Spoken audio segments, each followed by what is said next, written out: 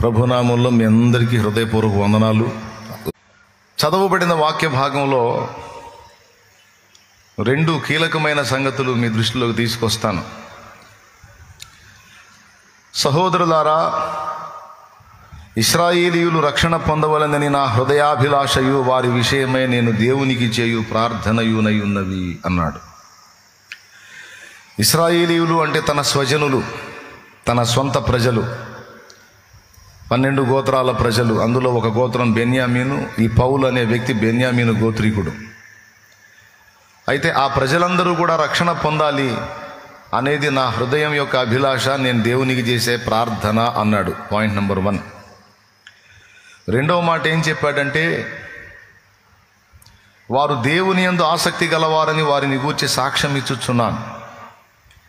భూమి మీద చాలామంది ప్రజలు ఉన్నారు, కానీ ఆ ప్రజలందరిలో ఇశ్రాయేలీయులు దేవుని యందు ప్రత్యేకమైన ఆసక్తి కలిగిన వారని వాళ్ళని గూర్చి నేను సాక్ష్యం ఇస్తున్నా. మంచి ఆసక్తి పరులే దేవుడంటే, కానీ వారి ఆసక్తి జ్ఞానానుసారమైనది కాదు. ఎందుకంటే వాళ్ళు దేవుని నీతిని ఎరుగక తమ స్వనీతిని, అర్థమైందా, తమ స్వనీతిని ఆధారం చేసుకుని దేవుని నీతికి లోబడలేదు. తమ స్వనీతిని స్థాపింపబూనుకొనుచు దేవుని నీతికి లోబడలేదు. ఏం చెప్తున్నాడంటే, మంచి ఆసక్తి పరులు, మంచి భక్తి పరులు, కానీ వాళ్ళ ఆసక్తి భక్తి జ్ఞానానుసారమైంది కాదు. ఎందుకంటే దేవుడు ఒక క్రమాన్ని ఏర్పరిచాడు, ఆ క్రమాన్ని వాళ్ళు పట్టించుకోలేదు. దేవుడు ఏర్పరిచిన దారి ఒకటి ఉంది, ఆ దారిని వాళ్ళు అసలు చూడనైనా చూడలేదు. దాన్ని త్రోసిపుచ్చి తమ స్వనీతిని స్థాపింపబూనుకొనుచు దేవుని నీతికి లోబడలేదు. అబ్బాయి బాగా కష్టపడతాడు, కానీ గింజ కూడా ఇంటికి రాదన్నట్టు చెప్పాడు. అది విషయం. దేవునికి స్తోత్రం. ఇప్పుడు అర్థమైంది మీకు. అబ్బాయి సంవత్సరం అంతా కష్టపడి పొలం దున్ని వ్యవసాయం చేసి నానా బాధలు పడి వ్యవసాయం చేస్తుంటాడు, కానీ గింజ కూడా ఇంటికి రాదు. అంత పనోడు మా ఓడు అన్నట్టు. ఇశ్రాయేలీయులు దేవుని యందు ఆసక్తి గలవారు, చాలా గొప్ప భక్తిపరులు, కానీ జ్ఞానశూన్యమైన భక్తిని, ఆసక్తిని వాళ్ళు కనపరుస్తున్నారు. వాళ్ళు చేసే భక్తి వాళ్ళని రక్షింపలేదు అనే మాట మాట్లాడు. ఈ రెండు విషయాల మీదనే మనం ఫోకస్ చేద్దాం. అందులో మొట్టమొదటిది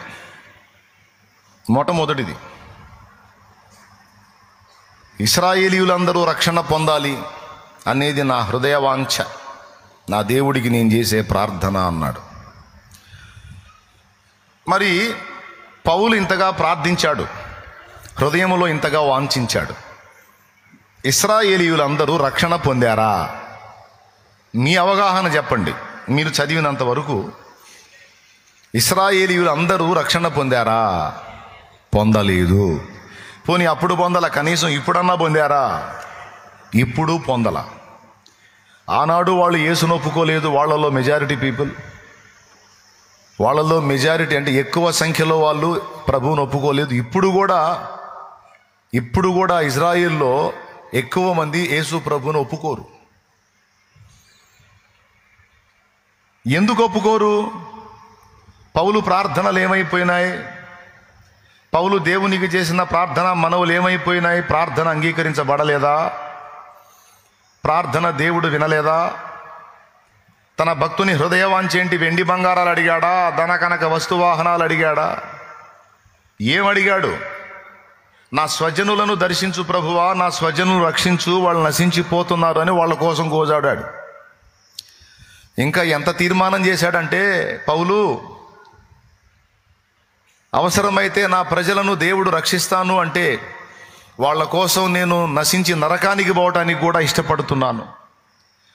క్రీస్తునకు వేరై శాపగ్రస్తుడుగా ఉండకూడదుననే మాట చెప్పాడు పౌలు.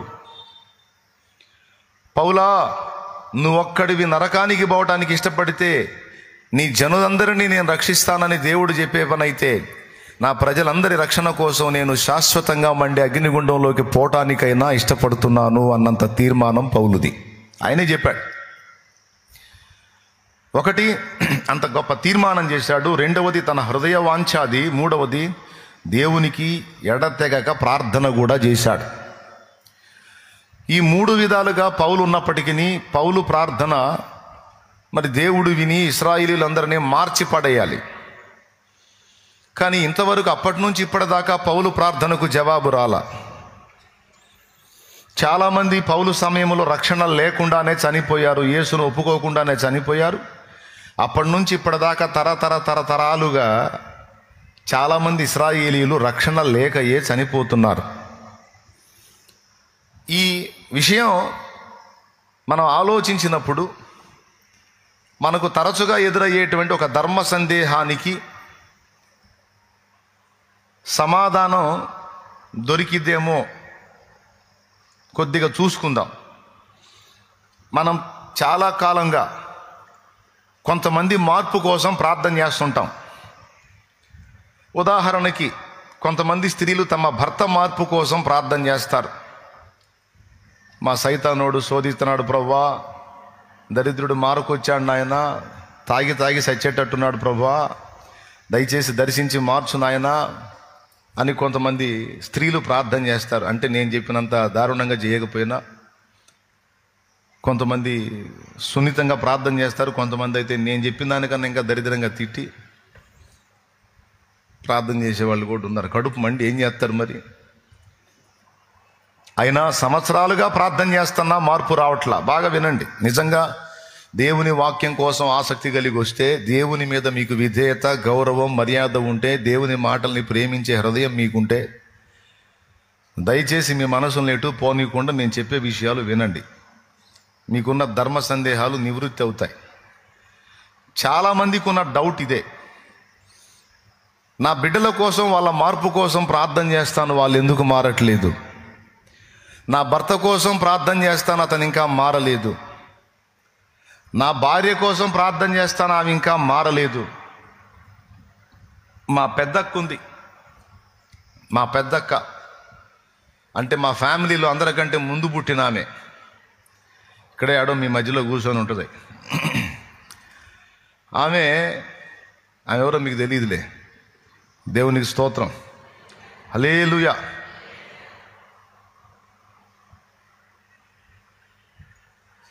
ఆమె భర్త మార్పు కోసం చాలా కాలం ప్రార్థించింది.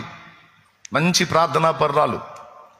గోజాడు ఏసయ్య ప్రాణం తీసిద్ది, మామూలుగా ఉండదు. నాకు అనిపించింది ఒక్కోసారి మా అక్కయ్య ప్రార్థన, నేను ఏసయ్య కూడా ఇసుగు పుట్టిద్దేమో అనిపించింది. అంత ప్రార్థన చేసిద్ది, అంత గోజాడిద్ది, కన్నీరు గార్చిద్ది, మొర్ర పెట్టిద్ది. మంచి ప్రార్థనా పర్రాలు. గతంలో శివభక్తురాలు.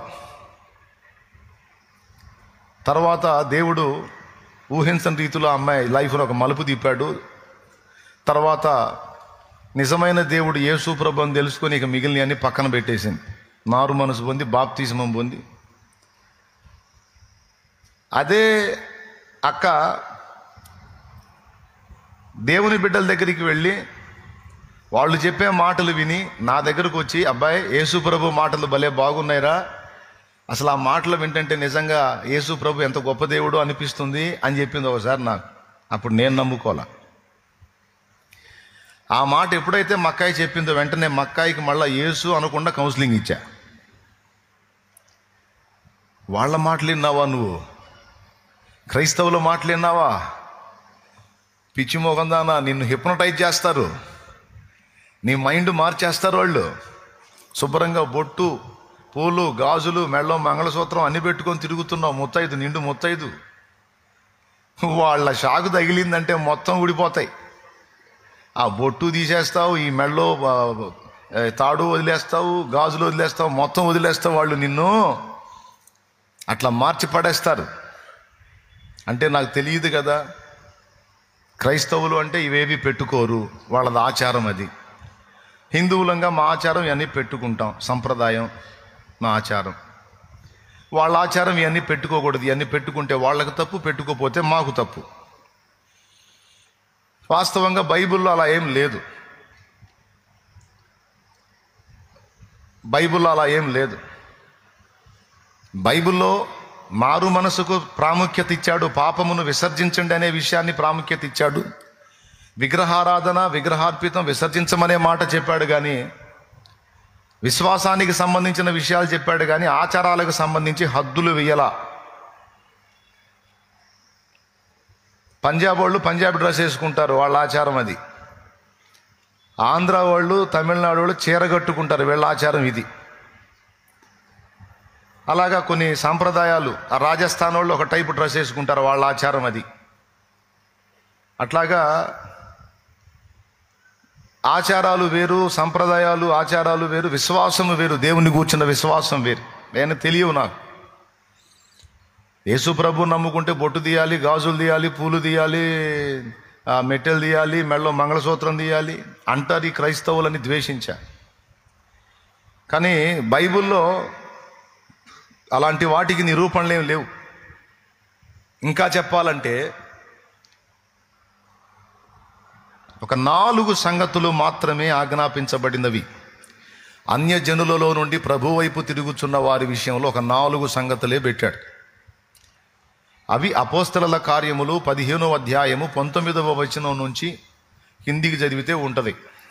కాబట్టి అన్యజనులలో నుండి ప్రభు వైపు తిరుగుచున్న వారిని మనం కష్టపెట్టక విగ్రహ సంబంధమైన అపవిత్రతను అనగా విగ్రహములకు అర్పించిన వాటిని, విగ్రహారాధనను, జారత్వమును, గొంతు పిసికి చంపిన దానిని, రక్తమును, ఈ 4 విసర్జించుటకు వారికి పత్రిక వ్రాసి పంపవలెనని నా అభిప్రాయం అన్నాడు. 20వ వచనంలో కింద 28లో ఇదే విషయము పరిశుద్ధాత్మ కూడా సంతకం చేశాడు. అవశ్యమైన వీటికంటే ఎక్కువైన మరి ఏ భారము మీ మీద మోపకూడదని పరిశుద్ధాత్మకును మాకును తోచును అన్నాడు 29లో. చాలా క్లియర్గా చెప్పేశాడు అక్కడ. 4 పథ్యములు. మొట్టమొదటి పథ్యము విగ్రహారాధన విగ్రహార్పితము విసర్జించాలి. రెండవది జారత్వము, విచ్చలవిడి లైంగిక పాపమును వదిలేయాలి.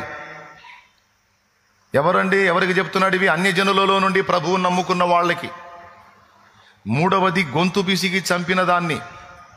కొంతమంది ఏం చేస్తారో తెలుసా? గొంతు కోస్తే బ్లడ్ బయటికి పోయిద్ది, టేస్ట్ పోయిద్దని గొంతు పిసికి చంపుతారు. అప్పుడు బ్లడ్ మాంసంలో మిక్స్ అయి ఉంటుంది, 2 కలిపి వండుకుంటే సూపర్ ఉంటుందని. స్తోత్రం. ఏమైనా అర్థమైంది నేను చెప్పింది? అర్థం కాకపోయినా చేయగలిగింది ఏం లేదు.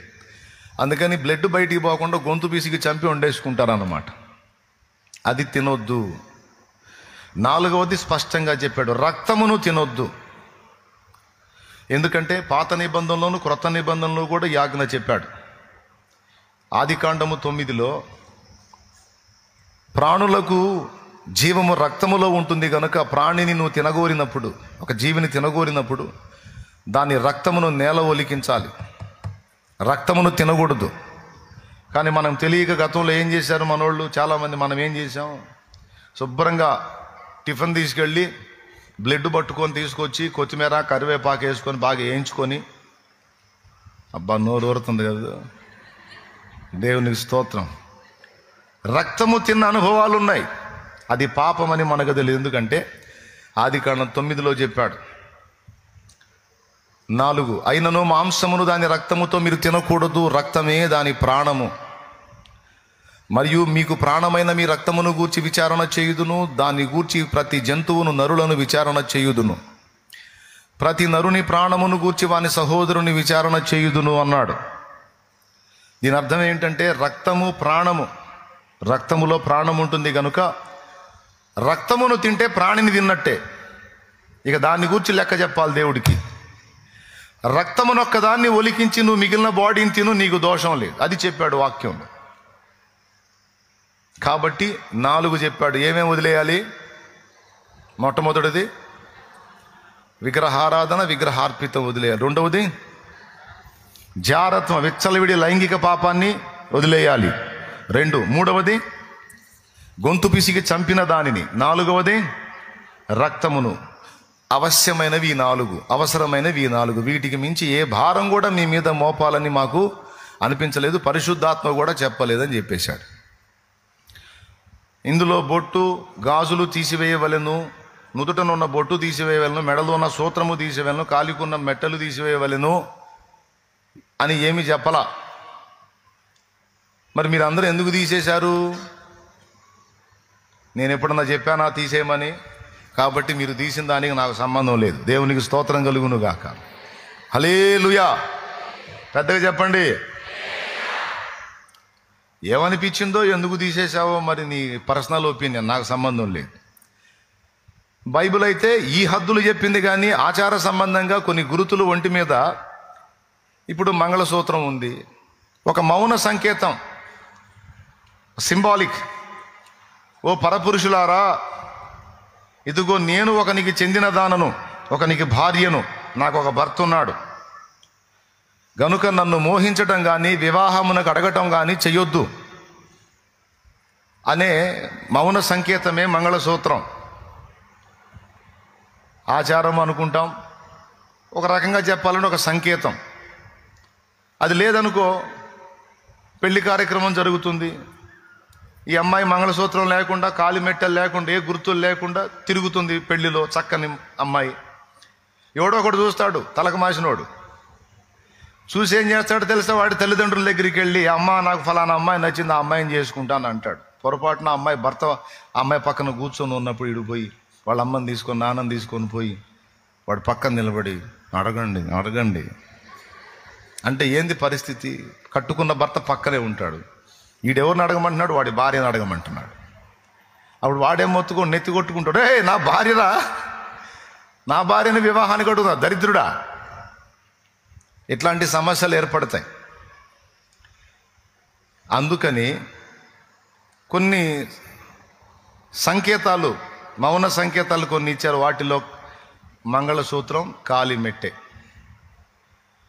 పెళ్లి కానమ్మాయికి నుదుట బొట్టు, సిగన పువ్వు, చేతి గాజు 3 ఉంటాయి. పెళ్ళి అయిన తర్వాత ఈ 2 యాడ్ అవుతాయి. కాలి మెట్టె, మంగళసూత్రం 2 యాడ్ అవుతాయి. అప్పుడు వివాహితురాలని అర్థం. కాబట్టి కొన్ని సంకేతాలు సూచనలుగా ఇవ్వబడ్డాయి, చేశారు మనోళ్ళు, సంప్రదాయాలు పెట్టారు. కాబట్టి మనకు ఉపయోగపడే వాటన్నిటిని ఉంచుకోవచ్చు. కొన్ని కుటుంబాల్లో వ్యక్తులు మారలేదు. మారనప్పుడు నువ్వన్నీ నేను తీసేస్తానంటే వాళ్ళు ఊరుకోరు. చర్చి మానుకో. చర్చికి పోకముందు పద్ధతిగా ఉన్నావు, పోయిన దగ్గర నుంచి అది తీసేస్తా ఇది తీసేస్తా అని మాట్లాడుతున్నావు. పనికి మాలిందన్న బొట్టు తీసేస్తాను అంటున్నావు. నీ ముండమో అవతారం చూపిస్తావా? నేను సస్తే ఎలా ఉంటావో దరిద్రపుదానా అని క్లాసులు ఇస్తారు. కాబట్టి ఇక్కడ పాయింట్ ఏంటంటే, అలాంటి సంప్రదాయ సంబంధమైనటువంటి కొన్ని గురుతులను వాళ్ళు తీపిస్తారు. అక్క, వాళ్ళ మాటల పొరపాటును కూడా నువ్వు నమ్మొద్దు. హిప్నటైజ్ చేస్తారు, మోసగిస్తారు. నువ్వేమో ఒక పార్వతిలాగా, మక్కాయి పేరు పార్వతిలేండి, నువ్వేమో పార్వతీదేవిలాగా, మేయనేమో శివుడిలా ఫీల్ అవుతావు. మీ శివభక్తి వైనమైపోయిద్ది, ఉష్పటాక అయిపోయిద్ది. ఇక అన్ని వదిలేసి అంతా యేసుప్రభు అంటావు. పిచ్చిదానా, పొరపాటును కూడా వాళ్ళు ఇంటికి పోవద్దు అని చెప్తే మళ్ళీ అటు పోవాలా మక్కాయి. అంత కౌన్సిలింగ్ చేశాను నేనే. వినపడిందా మీకు? ఇప్పుడు ఆ అమ్మాయి అలానే ఫిక్స్ అయిపోయింది, నేను యేసుప్రభుని నమ్ముకున్నా. ఆమెను ఆమెని మళ్ళా యేసుప్రభు మాట్లాడకుండా జడగొట్టిన నేను యేసుప్రభుని నమ్ముకున్నా. నేను యేసుప్రభుని నమ్ముకొని మక్కాయికి మళ్ళీ కౌన్సిలింగ్ మొదలుపెట్టా. అక్క అమ్మాయి, ఒకప్పుడు తెలియక నేను ఆ మాటలు చెప్పా, కానీ యేసుప్రభు నిజమైన దేవుడు, యేసుప్రభువే నిజమైన దేవుడు. నాకు అవగాహన లేక, తెలిసి తెలియని అజ్ఞానములో తల్లిదండ్రులు మనం ఏ విశ్వాసంలో వచ్చామో ఆ విశ్వాసాన్ని కంటిన్యూ చేయాలన్న అభిప్రాయముతో, క్రైస్తవ్యం అనేది విదేశీ మతం, పరాయి మతం, మనకు సంబంధించింది కాదు అని మొదటి నుంచి, చిన్ననాటి నుంచి ఒక ద్వేషభావంతో ఉన్నందున నేను అలాగ చెప్పాను. కానీ మన గ్రంథాలు, బైబిల్ గ్రంథం మొత్తం కంపేర్ చేసిన తర్వాత, అన్నీ కలిపి స్టడీ చేసిన తర్వాత అర్థమైన సత్యం ఏంటంటే, యేసు ప్రభు అంతటి పరిశుద్ధుడు, నీతిమంతుడు, ప్రేమ కలిగిన వాడు, దయ కలిగిన వాడు, క్షమాహృదయం కలిగిన వాడు, త్యాగబుద్ధి కలిగిన వాడు, పాపులను ప్రేమించి ప్రాణం పెట్టి వాళ్లకు మార్చుకోవడానికి, బతుకు దిద్దుకోవడానికి అవకాశం ఇచ్చిన వాడు, దేవుడు అనడానికి ఆ హై క్వాలిటీస్ అన్ని కలిగిన వాడు యేసు ప్రభు ఒక్కడేనని అర్థమైందమ్మాయి. నా మాటిని నువ్వు కూడా నమ్ముకో అని చెబితే అప్పుడేమో వద్దన్నావు. పొరపాటును కూడా వాళ్ళ ఇంటికి పోవద్దన్న, ఇప్పుడు నువ్వే మరి నాకు చెప్తున్నావు ఏందబ్బాయి అంది. సరే నేను చెప్పాను, ఆనాడు తెలియనప్పుడు అదే సత్యం అనుకుని ఆ భ్రమలో ఉండి ఆ విషయం బోధించాను. ఎందుకంటే అప్పుడు గ్రంథ పరిశీలన లేదు. ఒక మతానికి కట్టుబడి నాదే గొప్ప నాదే గొప్ప నాదే గొప్ప అని వెర్రవీగాను, స్టడీ చేయలేదు. ఈరోజు అది చదివాను ఇది చదివాను, రెండు స్టడీ చేసి అవగాహన కలిగి చెప్తున్నా. కాబట్టి నువ్వు ఆలోచించు అని చెప్తే ఆ అమ్మాయి పట్టించుకోవాలా. కొంతకాలానికి ఒక చేదైన అనుభవం తనకు ఎదురైంది. ఆ దెబ్బకి విరక్తి చెంది ఏం చేయాలి అనుకుంటా వచ్చింది. అప్పుడు చెప్పా, ఏం లేదు, యేసు ప్రభుని ఆశ్రయించు, ఇక దేవుడే సమస్త కార్యాలు చూసుకుంటాడని చెప్పినప్పుడు చిన్నగా దేవుని వైపు తిరిగింది. తర్వాత సత్యానికి చెవినిచ్చింది. విన్న తర్వాత ఒక అవగాహనకు వచ్చింది. ఆ అమ్మాయి కూడా మారు మనసు పొంది బాప్తిజమం పొందింది. అయిపోయింది. ఇది ఆమె సాక్ష్యం. ఒకప్పుడు నేనే ఆమెకు విరక్తి కలిగేటట్టు మాట్లాడిన నేనే తర్వాత ఆయనే సత్యదేవుడని యేసును గూర్చి పరిశుద్ధ గ్రంథం చేతబట్టి సాక్ష్యం ఇచ్చాను. ఈరోజు కూడా ఇక్కడ కూర్చున్న మీ అందరికీ సాక్ష్యం ఇస్తున్నాను. తెలియని దినములలో ఒక మతానికి కట్టుబడి అదే గొప్ప అదే గొప్ప అదే గొప్ప అనే అహంతో మిగిలిన విశ్వాసాలు ఏవి పరిశీలించకుండా పొరపాటున చేసినటువంటి ఆలోచనలన్నిటినీ దేవుడు క్షమించి నా కళ్ళు తెరిచాడు. ఇప్పుడు చెప్తున్నా, ఈ ఊపిరి ఉన్నంత వరకు చెప్తా, యేసే నిజమైన దేవుడు.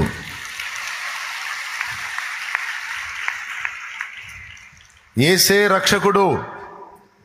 యేసునందే నిత్య జీవం. మానవాళి పాప పరిహారార్థమై ప్రాణం పెట్టి తిరిగి లేచి పాపైన మానవుడికి తన తప్పులు దిద్దుకొని క్రొత్త జీవితాన్ని అనుభవించడానికి మళ్ళా అవకాశం ఇచ్చిన ఏకైక దేవుడు ప్రభు అయిన యేసుక్రీస్తు ఒక్కడే. ఇక లోకములో మిగిలిన వారెవ్వరూ కూడా అరిషడ్ వర్గాలను జయించలేదు. పాపుల కొరకు వారేమీ చేయలేదు. ఇంకా చెప్పాలంటే వారి జీవితాల్లో ఉన్న పాపాలకు కూడా వాళ్ళు ఉత్తరం చెప్పుకోలేదు. వారికి మానవులకు అందరికీ దిక్కు యేసే. ఒకవేళ వాళ్ళు ఉంటే, వారి చరిత్రలో నిజమై ఉంటే, వాళ్ళు కూడా అరిషడ్ వర్గాలకు బానిసలై ఉన్నారు, చరిత్రలు చెప్తున్నాయి. కాబట్టి అంటే వారి చరిత్రలు చెప్తున్నాయి కాబట్టి వారి పాపములకు మన పాపములకు జవాబుదారి యేసు ప్రభువే. ఓకేనా? అయిపోయింది. ఇప్పుడు పాయింట్కి వస్తా. ఈమె మారింది, తన భర్త మారలా. మనకు ధర్మ సందేహం అన్న పాయింట్ దగ్గర చెప్తున్నాను నేను. ప్రార్థన చేసింది చేసింది చేసింది చేసింది చేసింది చివరికి ఆమె భర్త బాప్తిస్మం పొందకుండానే చనిపోయాడు. సాయంత్రానికి చనిపోతాడనంగా పగటివేళ నేను సహా వెళ్ళి ఆయన కుమార్తెకు చెప్పి, పో, మీ నాన్న చివరి దశలో ఉన్నాడు, చెప్పుకోపో, కనీసం ఈ స్టేజిలోనన్నా యేసు ప్రభువా నా పాపములు క్షమించమని అడగమని చెప్పు. పో, చెప్పుపో, నీ తండ్రికి చెప్పుకో. నువ్వంటే మీ నాన్నకు ప్రేమ. కనీసం ఈ తుది శ్వాసలో చివరి ఘట్టంలోనన్నా నీ మాట విని ఆ ఒక్క ముక్క పలికితే ధన్యుడై నిత్య జీవం చేరతాడు. నా మాట విని చెప్పమ్మా అని చెప్పి పంపించా. ఆ ఫైనల్ స్టేజ్లో ఆయన డబ్బులు ఎవరికి ఇచ్చాడో, ఎంత రావలసి ఉందో, ఈ సంగతులన్నీ ఒప్పగింతలు చెప్పాడు. కానీ ఆ అమ్మాయి ఈ విషయం ఎత్తింది. నేను పక్కన నిలబడ్డా. నేను మాట్లాడితే నేను సేవకుణ్ణి కాబట్టి ఈడికి నేను సస్తన్నా సరే ముందు మారు మారు మారు అనే గొడవే తప్ప ఉండదు. ఈడొక దరిద్రుడు అనుకుంటాడు కన్నా. నువ్వు దేవునికి స్తోత్రం. పెద్దగా చెప్పండి, సంతోషంగా చెప్పండి. అందుకని నేను ఆ పిల్లకి ఛార్జింగ్ ఇచ్చి నేను పక్కన నిలబడ్డా. ఆ అమ్మాయి పోయి అడిగితే ఆయన ఆ స్థితిలో ఉండి కూడా ఇప్పుడు ఎందుకులేమ్మా అన్నాడు. నేను విన్నా. ఇప్పుడు ఎందుకంటే చచ్చిపోతున్నా, ఇంకెప్పుడు. మిగిలిన చెత్త అంతా చెప్పాడు కానీ ఆ పిల్ల చెప్పిన మాట తీసుకోలేకపోయాడు ఆయన. మా సొంత బావగారే, పెద్ద బావగారి సంగతి చెబుతున్నానే. సాయంత్రానికి వెళ్ళిపోయాడు. ఇప్పుడు ఈ మాట విన్న తర్వాత మీకు ధర్మ సందేహం వచ్చింది. పౌలు ప్రార్థన చేశాడు, ఇశ్రాయేలీయులు మారలా. మా పెద్దక్క ప్రార్థన చేసింది, మా బావ మారలా. మీరు ప్రార్థన చేశారు, మీ ఇంటోళ్ళు మారట్లా. అబద్ధాలు ఆడకుండా చెప్పండి. ఈ డౌట్ ఎంతమందికి ఉంది? ఎందుకు మారట్లా? ఉంటే చేతులు ఎత్తండి, డౌట్ ఏముంది? అన్న నాకుందన్న ఈ డౌటు. రైట్, దేవునికి స్తోత్రం. చాలా సంతోషం ఇంతమందికి ఇట్లాంటి డౌట్లు వస్తున్నందుకు. ఈ డౌట్లు వస్తే మీ మైండ్ సరిగా పనిచేస్తున్నట్టు, ఈ రాకపోతేనే అనుమానం.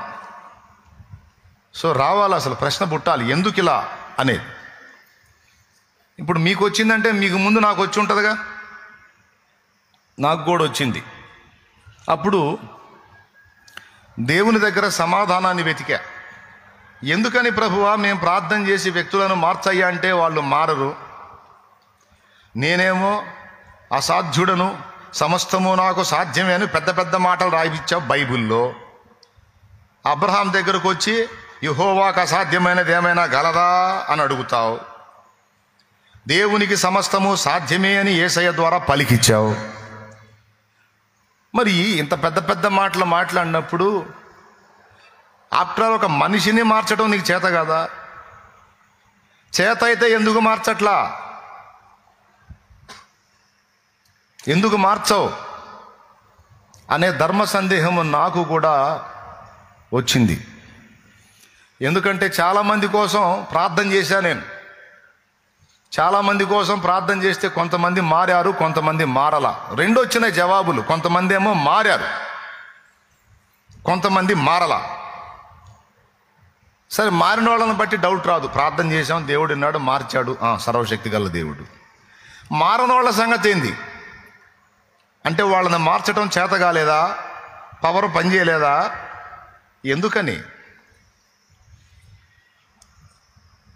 డౌట్ ఉన్న వాళ్ళందరూ కూడా ఈ మాటలు వినాలి. మీరు ఒక్కసారి పక్కన వాళ్ళ ముఖాలు చూడండి, చేతులు కలపండి, వందనాలు చెప్పండి. కొంచెం చూడండి, ముఖాలు చూడండి, ఫేసులు చూసి చేతులు కలిపి ప్రైజ్ లార్డ్ చెప్పండి. చేతులు కలపండి, కొంచెం కలపండి. చూడండి, నా ముఖంకి వెళ్ళి పక్కన చూడమంటే అది చూడు. నీ గంట సేపు నా ముఖమే చూడవచ్చు, అది చూడు, పక్కన చూడండి ఒకసారి. ఎందుకంటే ఒక ప్రాముఖ్యమైన విషయం చెబుతున్నా, అది పోగొట్టుకుంటే ప్రాబ్లం అయిపోద్ది. అందుకని ప్రియులారా, మనం అడిగే విజ్ఞాపనలు రెండు రకాలు, బాగా వినండి. మనం చేసే ప్రార్థనలు, సకల ప్రార్థనలు కూడా రెండు రకాలుగా విభజించవచ్చు. అవి నంబర్ 1 వ్యక్తి సంబంధమైనవి, నంబర్ 2 వ్యక్తి సంబంధము కానివి. ఇంట్రెస్ట్ ఉంటే రాసుకో. నంబర్ 1 వ్యక్తి సంబంధమైనవి, నంబర్ 2 వ్యక్తి సంబంధము కానివి. మనం చేసే ప్రార్థన విజ్ఞాపనలు సమస్తము కూడా రెండు రకాలు అన్నాను. వ్యక్తి సంబంధము కానివి అంటే నీ పరిస్థితులు. ఇప్పుడు నీకు రోగం ఉంది, అప్పులు ఉన్నాయి, సమస్యలు ఉన్నాయి, బాధలు ఉన్నాయి, ఇరుకులు ఉన్నాయి, ఉద్యోగ ప్రయత్నం, వ్యాపార ప్రయత్నం, పని ప్రయత్నం, సమస్యల పరిష్కారం, ఏవో అనేక విషయాలను గురించి, పంట బండాలనో పంట ఎండాలనో ఏదో ప్రార్థనలు ఉంటాయి. ఇవన్నీ నువ్వు ఎన్ని రకాలు చేసినా వాటన్నిటికీ దేవుడు జవాబు ఇవ్వటం వేరు. ఒక వ్యక్తిని మార్చమని వ్యక్తి సంబంధమైన అంశాన్ని గురించి నువ్వు ప్రార్థన చేసినప్పుడు దానికి దేవుడిచ్చే జవాబు వేరు. స్పష్టంగా చెప్తున్నా, మళ్ళీ ఇంకోసారి చెప్తా. మనం చేసే ప్రార్థనలు రెండు రకాలు. ఒకటి వ్యక్తి సంబంధమైనవి, రెండు వ్యక్తి సంబంధము కానివి. వ్యక్తి సంబంధమైనవి అంటే మనుషుల మార్పును గూర్చిన అంశం. నిద్ర వచ్చిన వాళ్ళు గట్టిగా స్తోత్రం చెప్దాం. బుక్ అయ్యారు, మెలుగుతున్న వాళ్ళు చెప్దాం. ఒక వ్యక్తిని మార్చమని, ఒక వ్యక్తిని గూర్చి, వాని హృదయాన్ని గూర్చి నువ్వు అడుగుతున్నటువంటి విజ్ఞాపన వ్యక్తి సంబంధమైంది. రెండవది వ్యక్తి సంబంధం కానిది ఇతర విషయాలన్నమాట. నాకు జాబు లేదు ప్రభా, ఓకే, జాబు కృపనిస్తాడు. నాకు పిల్లలు లేరయ్యా, గొడ్రాలిని ప్రభా, ఓకే, సంతాన ప్రాప్తిని కలిగిస్తాడు ఆయనకి ఇష్టమైతే. అయ్యా నాకు మరి పొలం వేశాను ప్రభా, దయచేసి పంట పోతుందయ్యా, పండేటట్టు చేయి ప్రభా, నువ్వు ఏడిసి మొత్తుకుంటే దానికి దేవుడు జవాబిస్తాడు. ఏదో ఒక రూపాయన నీకు ఆన్సర్ వచ్చింది. ఇప్పుడు పొలం పంట గురించి, ఉద్యోగం గురించి చేసే ప్రార్థనలు వ్యక్తి సంబంధమైనవా, వ్యక్తి సంబంధం కానివా? బాగా ఆలోచించి చెప్పండి, ఏడో ఉండి చెప్పవాకండి. వ్యక్తి సంబంధమైనవి కావు. పొలం ఏమన్నా వ్యక్తే? బాగా పంట రావాలి ప్రభు అంటే పొలం ఏమన్నా వ్యక్తే? వ్యక్తి కాదుగా పొలం. ఆ పంట దేవుడు ఇస్తాడు. అది ఆయన చేతుల్లో ఉంది. ఉద్యోగ ప్రయత్నం, ప్రభువా నాకు జాబ్ వచ్చేటట్టు చేయి తండ్రి, ఓకే, దేవుడు వచ్చేటట్టు చేస్తాడు. వ్యాపారాభివృద్ధి, ప్రభువా సహాయం చేయి, ఓకే, దేవుడు కార్యం చేస్తాడు. వ్యాపారం వ్యక్తి కాదు, ఉద్యోగం వ్యక్తి కాదు. నీకు సంతాన ప్రాప్తిని కలిగించడం దేవుని చేతుల్లోనే ఉంది. ఇవన్నీ చేస్తాడు దేవుడు. కానీ ఒక వ్యక్తిని మార్చమంటే మాత్రం అది దేవుని పరిధికి అవతల ఉంది. ఒక భయంకరమైన సత్యం ఇది, వాస్తవం. నా పరిశోధనలో నేను తెలుసుకున్న విషయం. ఎందుకు చెప్తా వినండి. ఎందుకంటే దేవుడు మానవుణ్ణి చేసినప్పుడు స్వేచ్ఛాపరుడుగా చేశాడు, రోబోలాగా చేయలా. రోబోలాగా చేస్తే మన ఇష్టం వచ్చినట్టు దాన్ని ఆడించవచ్చు. కానీ మనిషి రోబో కాదు, దేవునిలాగా స్వతంత్రుడు, తనంతట తాను ఆలోచించగలడు, నిర్ణయాలు చేయగలడు. గనుక మానవుడికి దేవుడు స్వేచ్ఛనిచ్చాడు. దేవుడిచ్చిన స్వేచ్ఛని నువ్వేమని అడుగుతున్నావంటే, మా వాడిని ఎట్లనన్నా బలవంత పెట్టి మార్చయ్యా, నా భర్తను ఎట్లనన్నా బలవంత పెట్టి వాడిని మార్చయ్యా అంటే, ఇప్పుడు దేవుడే వాళ్ళని బలవంత పెట్టి ఒక రోబోను కానీ మనం బ్యాలెన్స్ చేసినట్టు చేశాడు అనుకో, దేవుడు నియంత అవుతాడు కానీ స్వేచ్ఛనిచ్చిన దేవుడు కాడు. మానవుని వ్యక్తిగత స్వేచ్ఛను హరించినట్టయిద్ది. రాజ్యాంగం కొన్ని హక్కులు ఇచ్చింది మనకి. ఆ హక్కులను మనం వినియోగించుకోవచ్చు. మన హక్కులను ఎవడైనా అడ్డగిస్తే వాడి మీద కేసు పెట్టవచ్చు. పోలీసు వాని మీద కూడా పెట్టవచ్చు, డౌట్ లేదు అందులో. ఎందుకంటే రాజ్యాంగం ఇచ్చిన హద్దులలో, పరిధిలో మాత్రమే పోలీసు మన మీద తన జులుం ప్రదర్శించాలి. దానికి మించి ఏ ఒక్కటి తేడా వచ్చినా కూడా మనం పోలీసు మీద కూడా కేసు పెట్టవచ్చు. నీకు తెలుసా సంగతి? పోలీస్ డిపార్ట్మెంట్లో ఎంత స్థాయి వ్యక్తి మీద కూడా నువ్వు కేసు పెట్టవచ్చు, ప్రభుత్వం మీద కేసు పెట్టవచ్చు, తేడా చేస్తే జడ్జిల మీద కూడా కేసు పెట్టవచ్చు. హక్కులు ఉన్నాయి.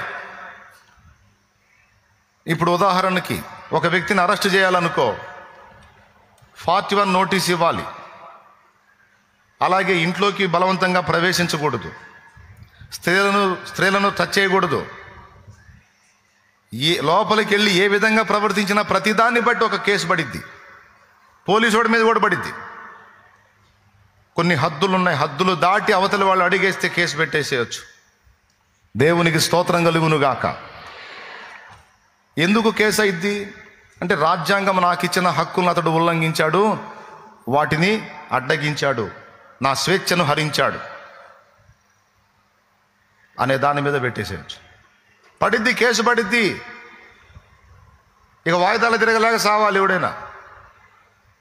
దేవునికి స్తోత్రం. అంటే ఇక్కడ నీకు రాజ్యాంగం ఇచ్చిన హక్కులను ఎవడన్నా అడ్డగిస్తే నువ్వు స్వేచ్ఛ కోల్పోయినట్టు ఫీల్ అవుతావు.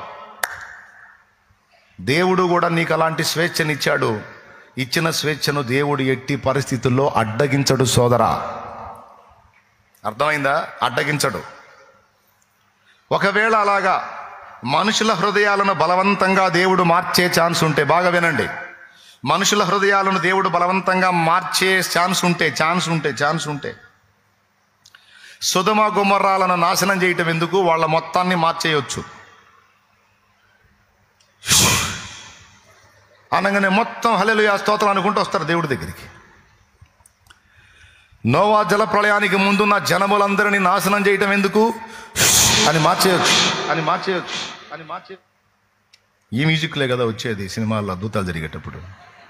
దేవునికి స్తోత్రం. అట్లా ఒక కార్యం చేసేసి మార్చి పడేయచ్చు మొత్తాన్ని. కానీ జరిగింది అది. నోవా జల ప్రళయానికి ముందు వ్యక్తుల హృదయాలు దేవుడు మార్చలేదు, అవునా? అలాగే ఐగుప్తు ప్రజల విషయంలో కూడా, ఐగుప్తు రాజైన ఫరో విషయంలో కూడా మార్చి పడేయచ్చు, కానీ అది జరగలేదు, ఇంకా కఠినపరచబడింది. సొదొమ గొమొర్రాల హృదయాలను, ఆ ప్రజల హృదయాలను మార్చొచ్చు, కానీ అగ్నితో నాశనం చేశాడు, మార్చలేదు. నిజమే కదా? హృదయాలను మార్చే దేవుడవు కదా నువ్వు, హృదయాలను మార్చేవాడివి కదా. సొదొమ వాళ్ళని అగ్నితో తగలబెట్టకపోతే వాళ్ళ హృదయాలు మార్చొచ్చు కదా, మార్చొచ్చుగా. అప్పుడు దేవుడిచ్చే సమాధానం, అప్పుడు వాళ్ళని గురించైనా, ఇప్పుడు నీ వాళ్ళని గురించైనా, నా వాళ్ళని గురించైనా, మా బావగారిని గురించైనా, మీ బావగారిని గురించైనా, మీ అయ్యగారిని గురించైనా, మీ అమ్మగారిని గురించైనా, మీ భర్త గారిని గురించైనా, మీ భార్య గారిని గురించైనా, మీ పిల్లల గారిని గురించైనా, మీ తల్లుల గారిని గురించైనా, ఎవరిని గురించైనా ఆన్సర్ ఒక్కటే, ఎవరి వ్యక్తిగత స్వేచ్ఛను నేను అడ్డగించను. భూమి మీద వానికి జీవితం ప్రారంభించింది నేను, స్వేచ్ఛనిచ్చింది నేను, వాడికి టైం ఇచ్చా. ఇచ్చిన టైంలోపు నేను వాడి స్వేచ్ఛను అడ్డగించను. స్త్రీ అయినా పురుషుడైనా అడ్డగిస్తే నేను ఇచ్చిన స్వేచ్ఛను నేనే హరించిన వాడిని అవుతాను, దోషిని అవుతాను. అందుకే నేను చేయను ఆ పని. ఇప్పుడు దీన్ని బట్టి ఆలోచించండి, వాస్తవమా కాదా? అందుకే చాలా రోజుల నుంచి నువ్వు ప్రార్థన చేస్తున్నా, మార్పు రావట్లే అవతల వ్యక్తుల్లో, నువ్వు జుట్టు బీక్కుంటున్నావు. కొన్నిసార్లు నేను ప్రసంగాలు చేసేటప్పుడు ప్రార్థన చేయండి మారతారు, ప్రార్థన చేయండి మారతారంటే కడుపులో మండిపోతుంది మీకు. ఎప్పటికీ 5-6 సంవత్సరాల నుంచి అంటున్నా ఇదే మొక్క, వాడు మారింది లేదు, సచ్చింది లేదు. ఈయన మాత్రం వచ్చినప్పుడల్లా ప్రార్థన చేయ మారతాడు, ప్రార్థన చేయ మారతాడు. ఏది మారేది? ఇంకా నన్ను మారటం రోజు ఎక్కువ చేశాడు వాడు. మారటం అంటే కొట్టడం, రోజు నన్ను కొట్టడం ఎక్కువ చేశాడు ఆ సైతానుడు. మార్చు ప్రభా అని ప్రార్థన చేస్తుంటే నన్ను రోజు మారుకుంటున్నాడు వాడు అనే డౌట్ మీకు వచ్చింది. ఈ మాట వినబడ్డప్పుడు ఒక రకమైన విరక్తి వచ్చింది. ఏం ప్రార్థన ఏమో చేసి సాలిపోయింది, మారట్లా సావట్లా. కారణం ఏంటో చెప్పా. మరి అలాగైతే ఇక మనం ప్రార్థన చేయటం ఎందుకు? ఇప్పుడు రెండో డౌట్ వచ్చింది. మరి అలాగైతే హృదయాలను దేవుడు బలవంత పెట్టడం సాధ్యం కాకపోతే మరి మనం వాళ్ళ మార్పు కోసం ప్రార్థన చేయటం వెర్రి పని కాదా? మరి ప్రార్థన చేయటం ఎందుకని మళ్ళీ ఇంకో డౌట్ వచ్చింది. దానికి సమాధానం చెప్తా. ఎందుకు ప్రార్థన చేయాలంటే దేవుడు జోక్యం చేసుకోవడానికి ప్రార్థన చేయాలి. ఇప్పుడు చెప్తా వినండి. మానవ హృదయములు 2 రకములు, అంతా రెండే.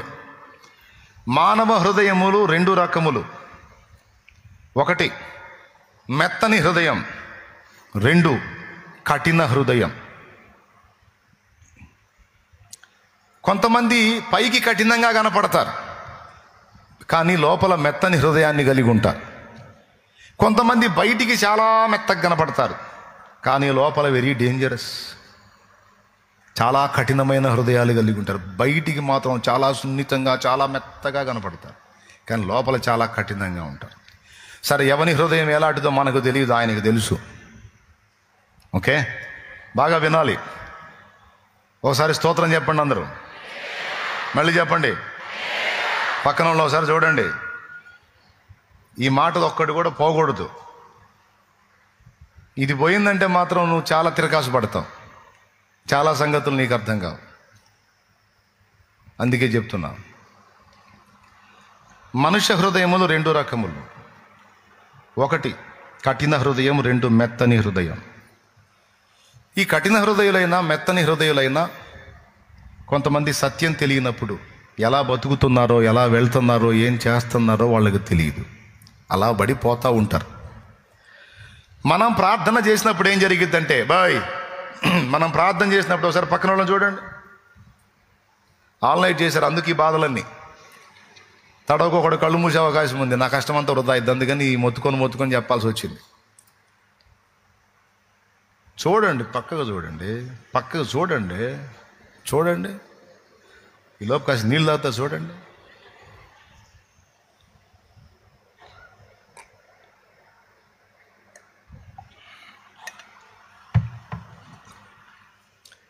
మనం ప్రార్థన చేసినప్పుడు ఏం జరిగిద్దంటే దేవుడు వాళ్ళని దర్శించడం మొదలు పెడతాడు. బలవంత పెట్టాడు, కానీ వాళ్ళు ఆలోచించే పరిస్థితులు కల్పించడానికి దేవునికి ఛాన్స్ ఉంది. వాళ్ళు ఆలోచించే పరిస్థితులు కల్పించడానికి ఏం లేదండి, వాళ్ళు చేసే బుద్ధిహీనమైన పనుల తాలూకు ఎఫెక్ట్ వాళ్ళ మీదకి వచ్చేటువంటి అవకాశం దేవుడు కల్పించాడంటే చాలు. మనం ప్రార్థన చేసినప్పుడు ఏం జరిగిద్దంటే, నా భర్తను దర్శించు ప్రభా, వాని మనోనేత్రాలు వెలిగించు ప్రభా, నువ్వు ప్రార్థన చేసినప్పుడు దేవుడు ఆయన పని మొదలు పెడతాడు.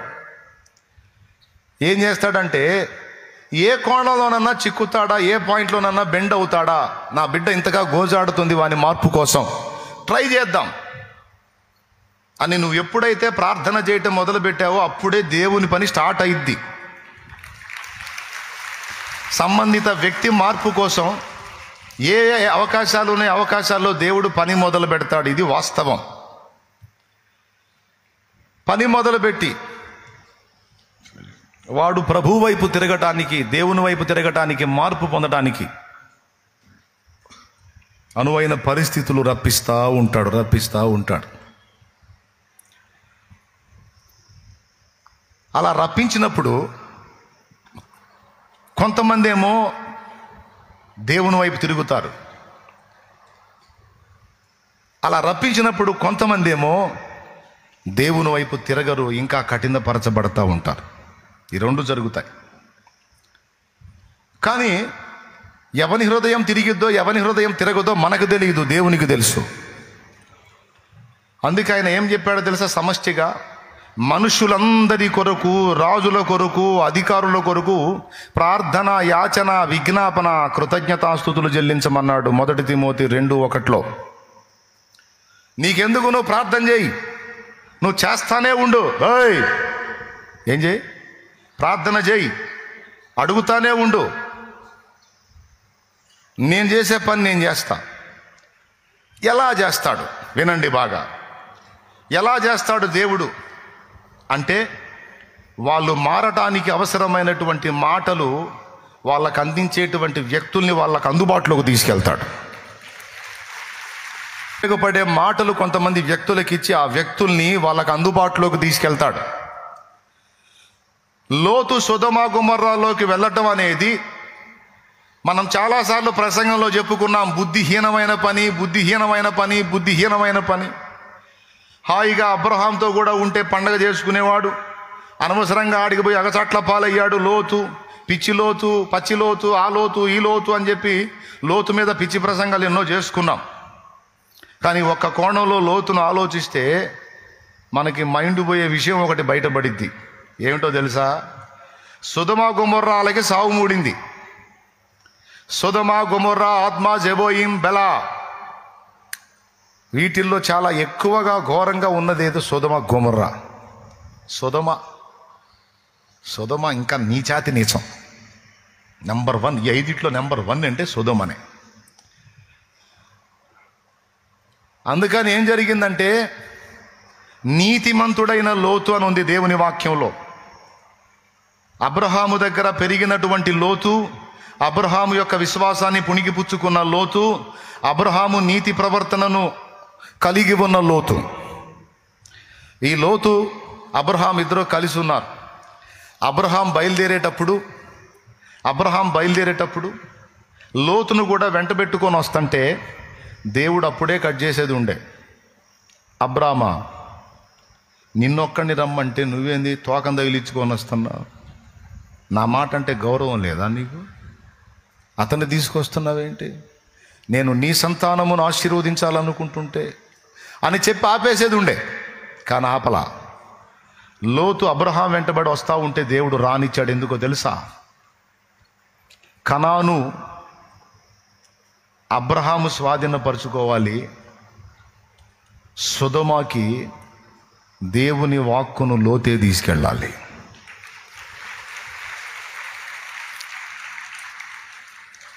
అర్థమైందా? లోతు సొదొమకి వెళ్ళాడు అని లోతుని గురించి మనం ఏదేదో అనుకుంటాం. కానీ ఈ కోణంలో ఆలోచించు. దుష్టుల కామ వికార యుక్తమైన నడవడి వలన నీతిగల తన మనస్సును దినదినము నొప్పించుకునుచు వచ్చెను లోతు అని 2 పేతురు పత్రిక 2వ అధ్యాయములో రాసుంది. వాళ్ళ మధ్య ఉన్నాడు, వాళ్ళ దుర్మార్గ చేష్టల్ని ఖండించాడు. ఫైనల్గా దేవుడు లోతు ఇంటికి వచ్చినప్పుడు, అన్నలారా, ఇంత పాతకము కట్టుకొనకుడి, పెండ్లి చేయని పురుషునెరగని కుమార్తెలు నాకున్నారు. 2 కుమార్తెలు, వారిని మీకు అందిస్తాను, మీ మనసుకు వచ్చినట్టు వారిని చేయండి. కానీ నా ఇంటికి వచ్చిన అతిథులను మీరు దుర్మార్గం చేయొద్దు, ఇది మంచిది కాదు అని వాళ్ళకి నీతిని బోధిస్తాడు ఆ దరిద్రులందరికీ. ఇప్పుడు చెప్పండి, వాళ్ళు దిద్దుకోవడానికి, మార్పు చెందడానికి అవసరమైన మాటలు పంపించాడా లేదా దేవుడు? పెద్దగా చెప్పాలి. ఎవరి ద్వారా పంపించాడు? మనిషి ద్వారానే పంపించాడు. లోతు ఆ మాటలు మాట్లాడుతుంటే దరిద్రులు ఏమన్నారో తెలుసా? మా మధ్య బతకడానికి వచ్చి మాకు తీర్పు తీర్చే జడ్జి అయ్యావా నువ్వు? న్యాయాధిపతి అయ్యావా? గవిని దగ్గర పెద్దవయ్యావా? ఎవడ్రా నువ్వు మాకు నీతులు బోధిస్తున్నావు అని లోతు మాటను ఎప్పుడైతే బేఖాతరు చేశారో అప్పుడు నాశనమయ్యారు. వారు నాశనం కాక మునుపు దేవుడు వ్యక్తులను ఉపయోగించి వాళ్లకు తన వార్తను పంపిస్తాడు. మారు మనసు పొందుట కొరకు వాళ్లకు పిలుపునిస్తాడు దేవుడిది పక్క. మనం ప్రార్థన చేసినప్పుడు దేవుని ప్రయత్నం దేవుడు చేస్తాడని చెప్పాను కదా. సొదొమ గొమొర్రాలను గురించి కూడా మొర్రబోయిందంట దేవుని దగ్గరికి. అంటే ప్రార్థన వెళ్ళింది దేవుని దగ్గరికి. మరి ఎవరు చేశారో ఆ చేసిన ప్రార్థన నాకు తెలిసి సొదొమ గొమొర్రాలో ఉన్న లోతే చేసి ఉండాలి. సొదొమ గొమొర్రాలను గూర్చిన మొర్ర గొప్పది కనుక నా యొద్దకు వచ్చిన మొర్ర చొప్పున వారు సంపూర్ణంగా జరిగించిరో లేదో నేను వెళ్ళి చూచెదను అనుకొని ఆదికాండం 18వ అధ్యాయం 20వ వచనం జస్ట్ రెఫరెన్స్ రాసుకో. మొర్ర పెట్టడం జరిగింది. నాకు తెలిసి వాళ్ళ వల్ల బాధింపబడిన మనుషులు మొరపెట్టి ఉండొచ్చు. ఆ సొదొమ గొమొర్రా మనుషుల వల్ల బాధింపబడిన మనుషులు మొరపెట్టి ఉండొచ్చు. వాళ్ళని మోస్తున్న భూమి కూడా మొరపెట్టి ఉండొచ్చు. భూమి మొరపెట్టిద్దని మీకు తెలుసా? జలములు మొరపెడతాయని మీకు తెలుసా? ఆకాశం ఆలకించిద్దని మీకు తెలుసా?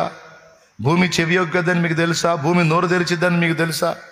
ఇవన్నీ దేవునికి మొరపెడతాయని మీకు తెలుసా? చాలామందికి తెలియదు. ప్రకృతి మొరపెట్టిద్ది దేవునికే.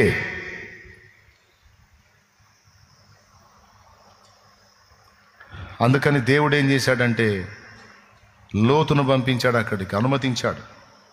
లోతు అక్కడికి వెళ్ళడానికి దేవుడు అనుమతించాడు. లోతుకు ఆ ప్రదేశం ఆకర్షణీయంగా కనపడేటట్టు అనుమతించాడు. అక్కడికి పోయాడు నీతిమంతుడైన లోతు. ఆ దరిద్రులకి ఎంత చెప్పినా వాళ్ళు మారలా. ఇప్పుడు మొరకు జవాబు ఇచ్చాడా లేదా దేవుడు? అది భూమి మొరపెట్టని, ప్రకృతి మొరపెట్టని, సొదొమ గొమొర్రా ప్రజల వల్ల బాధపడిన ప్రజలు మొరపెట్టని. ఆ ప్రార్థనలకు జవాబు అయితే లోతే వెళ్ళి వాళ్ళ మధ్యలో నివసించి నీతి ప్రవర్తన ఎలా కలిగి ఉండాలో, భక్తి ఎలా కలిగి ఉండాలో, దేవుని క్రమంలో ఎలా బతకాలో అన్ని లోతు లైఫ్ ఆ దరిద్రులకు ఒక మాదిరి. వాళ్ళ మధ్యలోనే జీవించాడు నీతిగా, వాళ్ళకే బోధించాడు నీతిని. కానీ వినలా. అంటే ప్రార్థనకు జవాబుగా దేవుడు దర్శించటం అయితే సొదొమ వాళ్ళకి చేశాడు, నోవా జల ప్రళయానికి ముందున్న వాళ్ళకు కూడా చేశాడు. ఎవరి ద్వారానో తెలుసా? నోవా ద్వారానే.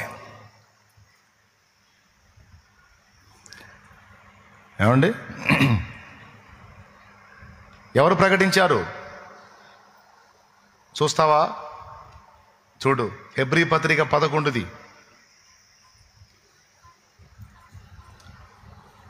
హెబ్రీ పత్రిక 11 6వ వచనం చదువు. విశ్వాసము లేకుండా దేవునికి ఇష్టుడైనట అసాధ్యము. దేవుని యొద్దకు వచ్చువాడు ఆయన ఉన్నాడనియు తన్ను వెదకువారికి ఫలము దయచేయువాడనియు నమ్మవలెను కదా. తర్వాత విశ్వాసమును బట్టి నోవాహు అది వరకు చూడని సంగతులను గూర్చి దేవుని చేత హెచ్చరింపబడి భయభక్తులు గలవాడై తన ఇంటివారి రక్షణ కొరకు ఒక ఓడను సిద్ధము చేసెను. అందువలన అతడు లోకము మీద నేరస్థాపన చేసి విశ్వాసమును బట్టి కలుగు నీతికి వారసుడాయెను. అద్దుగో, చూసారా?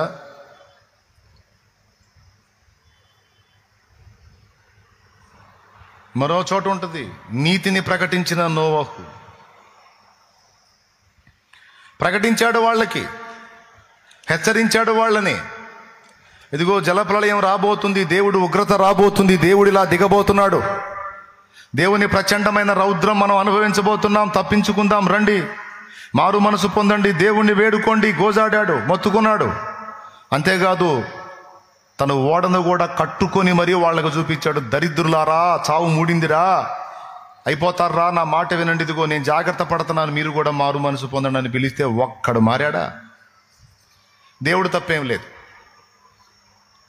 దేవుడు తన వాక్కునైతే తన భక్తుల ద్వారా అందేటట్టు చేశాడు. ఇది కూడా ప్రార్థనకు జవాబే. అయినా వాళ్ళు మారలా. ఇక్కడ మారటం మారకపోవటం అనేది మన వ్యక్తిగతం. నీ వ్యక్తిగత స్వేచ్ఛను అడ్డగించడం, నిన్ను బలవంత పెట్టడం, అది దేవుని స్పెషల్. ఈ లోకంలో ఉన్న దరిద్రులకు తెలియట్లా సంగతి. బలవంత మత మార్పిడి, బొంద మార్పిడి అని మాట్లాడుతున్నారు. ఎవడురా చెప్పింది దరిద్రుడా? బలవంత మత మార్పిడి అసలు నా దేవుడికే లేదురా తత్వం. బలవంతంగా ఒకరిని ఈడ్చుకొచ్చే తత్వం నా దేవుడి జాబితాలోనే లేదక్క ఆ మాట.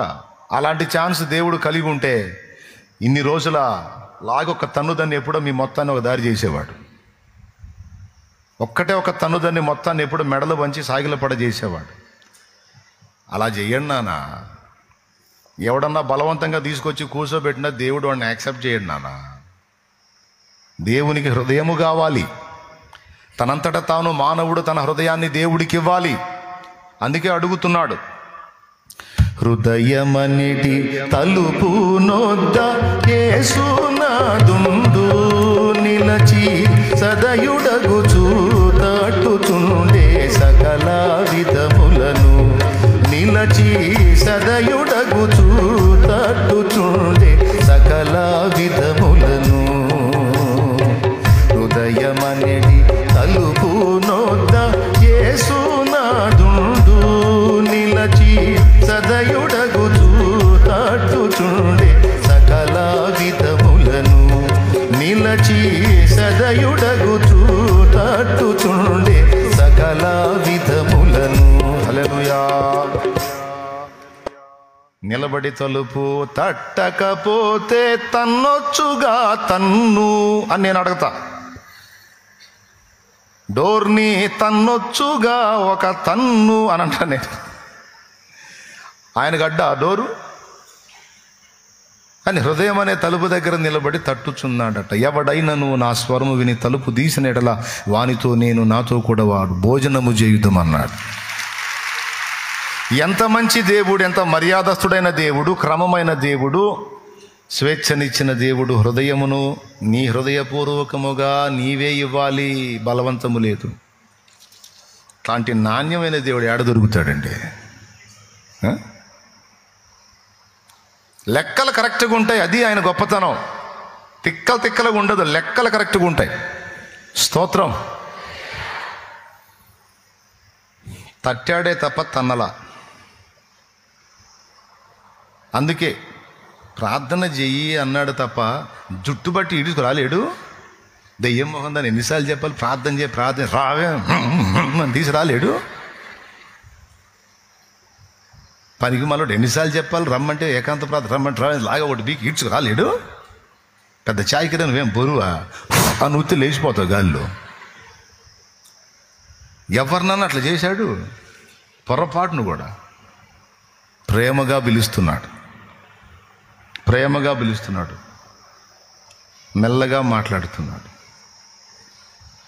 పావురమా నా నిష్కళంకురాలా, నీ స్వరము మధురం, నీ ముఖం మనోహరం, నీ స్వరము నాకు వినబడనిమ్ము, నీ ముఖము నాకు కనబడనిమ్మని బ్రతిమాలుచున్నాడు బంగారు తండ్రి. బలవంతం లేదు. ప్రార్థన అయినా, వాక్యమైనా, పరిశుద్ధ జీవితమైన, రక్షణ అయినా ఎక్కడా బలవంతం లేదు. హార్ట్ఫుల్గా నీ అంతటా నువ్వే రావాలి. ఎక్కడ బలవంత పెట్టాడో చెప్పు నాకు. ఏ పాయింట్లో బలవంత పెట్టాడో చెప్పు నాకు. ఎక్కడా లేదు.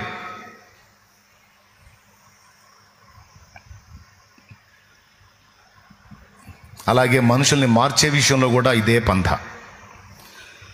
మరి ఏం చేస్తాడు దేవుడు అంటే, మన ప్రార్థనలు విని వ్యక్తులు మారటానికి అనువైన పరిస్థితులు, ఉపదేశము వాళ్ళకి అందేటట్టు చేస్తుంటాడు. నువ్వు అనుకుంటావు, నా భర్తకి నేను ఎన్ని చెప్పినా మారట్లేదు, అసలు నా మాటే వినట్లేదని. నీ మాట వినని నీ భర్తకు బయట ఇంకొకటి ద్వారా దేవుని వాక్యం చెప్పిస్తాడు. నీకు తెలియదు ఆ సంగతి, ఈ దరిద్రుడు విన్నాడని. నువ్వు అనుకుంటున్నావు నేను నోరు తెరిస్తే ఏయ్ నోరు మొయ్ అంటున్నాడు ఈ దరిద్రుడు అనుకుంటావు. నువ్వు ఆ దరిద్రుడికి 20 సార్లు చెప్పించుంటాడు బయట వాళ్ళ చేత. నీకు తెలీదా సంగతి? వినుంటాడు వీడు వాక్యం. ఎందుకంటే నీ ప్రార్థన ఫలం అది. నువ్వు ప్రార్థన చేస్తుంటే దేవుడు వాని బయట దర్శిస్తూ ఉన్నాడు. దేవుణ్ణి వెతికే పరిస్థితులు వాని కలిగిస్తూ ఉన్నాడు. దేవుడు చేసే ఫైట్ దేవుడు చేస్తూ ఉంటాడు. అయితే బలవంత పెట్టడు, ఆలోచింపజేస్తాడు. అవకాశం దొరికి మెత్తని హృదయం అయితే ప్రేరణ కలుగజేస్తూ ఉంటాడు. నా తండ్రి మన ప్రార్థన విని అంత మాత్రం చేస్తాడు ఆయన. బలవంత పెట్టి మార్చేది మాత్రం ఉండదు. దానికోసం దేవుడు వాడుకునేది, వ్యక్తులను ఆలోచింపజేయడానికి వాడుకునేది కొన్ని కఠిన పరిస్థితులను. ఈరోజు ఇంతమందిగా మనం ఇక్కడ వచ్చి కూర్చున్నామంటే మనమే పెద్ద మనుషులం కాదు. అందరం నడమంత్రం మిడిమేళం అన్ని తలకాయ నిండా ఎక్కించుకున్న వాళ్ళం. మనం ఎవడు మంచి వాళ్ళు లేవు. కూర్చున్న మీరు మంచి పిల్లలు కాదు. మీ కాడికి మిడివేళ పోండి నేను. దేవునికి స్తోత్రం. మరి ఈరోజు వచ్చి అందరం కూర్చొని 2 చేతులు ఎత్తి హల్లెలూయా చెప్పండి, 2 చేతులు హల్లెలూయా చెప్పండి అనగానే చెప్పారంటే మామూలు సంగత? అందరినీ తల ఒక విధంగా దర్శించాడు మహారాజు. దర్శించాడు. ఎవరిని బలవంత పెట్టలా, జుట్టు పట్టి ఈడ్చుకురాలా. ఎవరు చేశారో మన కోసం ప్రార్థన, ఏ పరిశుద్ధులు కన్నీరు గార్చారో, ఏ పరిశుద్ధులు మొరపెట్టారు, మొత్తానికి వాళ్ళ ప్రార్థనా ఫలం మనల్ని దర్శించాడు. కొన్ని కఠిన పరిస్థితులు మన జీవితంలోకి అనుమతించాడు. వాటి చేదైన అనుభవాల ద్వారా మనం దేవుని వైపు తిరిగాం. కఠినమైన పరిస్థితుల్లోనే మనలో మెజారిటీ దేవుని వైపు తిరిగాం. ప్రతికూలతలు, శ్రమల కొలిమి వలననే మనలో మెజారిటీ దేవుని వైపు తిరిగాం. ఎంతమంది ఒప్పుకుంటారు? ఇక ఆయన చూసుకుంటాడు. నువ్వు ఏ టైపులో కొడితే లైన్లోకి వస్తావు, ఎలా నువ్వు టర్న్ అవుతావు అనేది ఇక బ్యాలెన్స్ చూసి ఇక ఆయన ఆ సిచ్యువేషన్స్ కల్పించడం తప్ప బలవంత పెట్టడు. కొంతమంది బాధల దెబ్బకి ఏమంటారు తెలుసా? ఏం బాధలు రా బాబు, దేవుడు కనపడ్డాడు రా అంటారు. అవునా? అంటే బాధల స్థాయి తీవ్రమైతే దేవుడు కనపడతాడు అనమాట. మనిషి కంటే ఇక దేవుడిని ఎత్తుక్కుంటాడు. దేవుడు కనపడ్డాడు రా నాకు అంటారు. అంటే ఒక రేంజ్కి వెళ్ళిపోయింది నాకు చట్లని. అంటే మనిషి మీద దేవుడు ఏ రేంజ్లో పనిచేస్తే ఈవిడు దేవుడిని వెతుకుతాడో ఒకసారి ఆలోచించండి మానవుడు. అది ఇలాంటి పరిస్థితులను నువ్వు ఎవరి కోసం మొరపెడుతున్నావు వాళ్ళ జీవితాలు అనుమతిస్తాడు దేవుడు. 2 విషయాలు గుర్తుపెట్టుకోండి. ఒకటి, నీ ప్రార్థనకు జవాబుగా దేవుడు వాళ్ళని దర్శిస్తాడు. రెండవది, కొంచెం టైం తీసుకుంటుంది. ఒకవేళ వాళ్ళు మెత్తని హృదయం గలవారై టర్న్ అయ్యే అవకాశం ఉంటే కొంచెం టైం తీసుకుంటుంది. మొత్తం మీద వర్క్ అయింది. వాళ్ళని బెండ్ చేసి నీకు ఇవ్వడానికి టైం తీసుకుంటుంది. మనదంతా తపన ఇవ్వరు, ఇట్టనగానే అయిపోవాలంతానే. ఏమండి, ఇప్పుడు గొడ్రాలు దేవుని దగ్గరకు వచ్చి ప్రభువా నాకు సంతానం ఇవ్వంటే ఒక అద్భుతం చేసి బిడ్డని ఇస్తాడు. నువ్వు వెళ్ళి చెక్ చేయించుకుంటే నువ్వు గర్భవతివమ్మ అని వైద్యుడు చెప్తాడు. ప్రభువా నీకు స్తోత్రం, నాకు గర్భమునిచ్చినందుకు రేపే కాన్పవ్వాలి. ప్రభువా నేను 9 నెలలు మొయ్యలేనంత ఓపిక నాకు లేదు, అన్ని పత్యాలు నేను ఉండలేను ప్రభు, అర్థం చేసుకో, రేపే అయిపోవాలి యేసు నామూలు అంటే ఆయన చూస్తాడు. ఇక ఇది మరీ తపనలాగుంది. గొడ్రాలుగా నువ్వు ఉన్నావు, గర్భఫలం ఇచ్చాను, దానికి ఒక క్రమం ఏర్పరిచాను. నేను ఇచ్చినటువంటి ఆ పరమాణువు కంటే చిన్నదైనటువంటి ఆ చిన్న కణం ఒక వ్యక్తిగా రూపుదిద్దడానికి, ఒక శరీరంగా ఆకృతి ఏర్పరచుకోవడానికి 9 మాసాల కాలం పడుతుంది.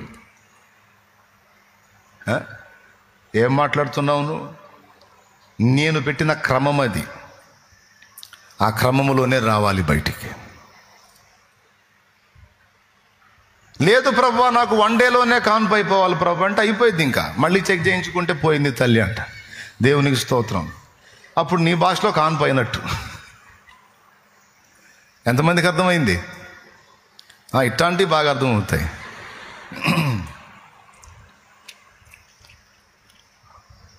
నీవు ఎప్పుడైతే ప్రార్థించడం మొదలు పెడతావో, మొర్ర పెట్టడం మొదలు పెడతావో, హృదయములెరిగిన దేవుడు సంబంధిత వ్యక్తుల్ని దర్శించడం మొదలు పెడతాడు. మంచోళ్ళైనా చెడ్డోళ్ళైనా వాళ్ళని దర్శించడం, వాళ్ళతో మాట్లాడటం, కొన్ని ప్రతికూల పరిస్థితులు వాళ్ళకు వచ్చేటట్టు అనుమతించటం, వాళ్ళని నల్లగొట్టే పరిస్థితులు వాళ్ళకి రప్పించటం రాణిస్తాడు. వాటి ఫలితంగా కొంతమంది మెత్తన చేయబడి విరిగి నలిగిన హృదయం గలవారై దేవుని వైపు బెండ్ అవుతారు. కొంతమంది ఏమో ఇంకా కఠినపరచబడి నిత్య నరకానికి సిద్ధమవుతారు. అర్థమైందా? అదేందయ్యా మార్చమంటే నరకానికి సిద్ధం అవటం ఏంటంటే, వాడు హృదయాన్ని కఠినపరుచుకున్నాడు, ఆమె హృదయాన్ని కఠినపరుచుకుంది. వారి వ్యక్తిగతం అధిక తమంతటా తామే హృదయాలను కఠినపరుచుకున్నప్పుడు, తమంతటా తామే ఆత్మలను అమ్ముకున్నప్పుడు, తమంతటా తామే దేవుని విసర్జించినప్పుడు, తమంతటా తామే దేవుని స్వరమునకు చెవినియకుండా రెండు చెవులు గట్టిగా మూసుకున్నప్పుడు, తమ నాశనానికి తామే కర్తలు. దేవుడు కర్తగాడు, నువ్వు కర్తగావు. అది నీ బిడ్డైనా, భర్త అయినా, కొడుకైనా, కూతురైనా, తల్లైనా, తండ్రైనా, అయ్యైనా, అమ్మైనా, ఎవరైనా ఆశ ఉంటుంది నీకు. ఇంకా చెప్పాలంటే ఒక విచిత్రమైన విషయం ఏంటో తెలుసా? జస్ట్ వాళ్ళు నీకు జన్మనిచ్చినందుకు నీ తల్లిదండ్రి రక్షించబడాలని నీకుంటుంది. ఎందుకంటే నిన్ను కన్నారు గనుక. మా అమ్మ అయ్య రక్షణ పొందాలి యేసయ్యా, వాళ్ళిద్దరూ బాప్తిసం పొందాలి యేసయ్యా, నిత్య జీవంలో ఉండాలి యేసయ్యా అని ఏదో వాళ్ళు నీకు జన్మనిచ్చి ఏదో కాస్త పెంచారని అంత ప్రేమ. నీకు ఒక సంగతి తెలుసా? నీకేమో వాళ్ళు జన్మనిచ్చిన వాళ్ళు, నీకు తల్లిదండ్రులు, కానీ వాళ్ళు దేవునికి ఏమవుతారో తెలుసా? కన్న బిడ్డలు.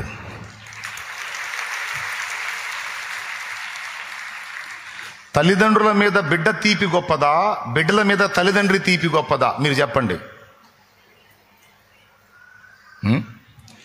అబద్ధాలు ఆడకుండా తెలివిగా నాకు ఆన్సర్ చేయండి. బిడ్డల మీద తల్లిదండ్రుల తీపి గొప్పదా, తల్లిదండ్రుల మీద బిడ్డల తీపి గొప్పదా? నంబర్ 1లో ఎవరు వస్తారు? అమ్మా నానే వస్తారు.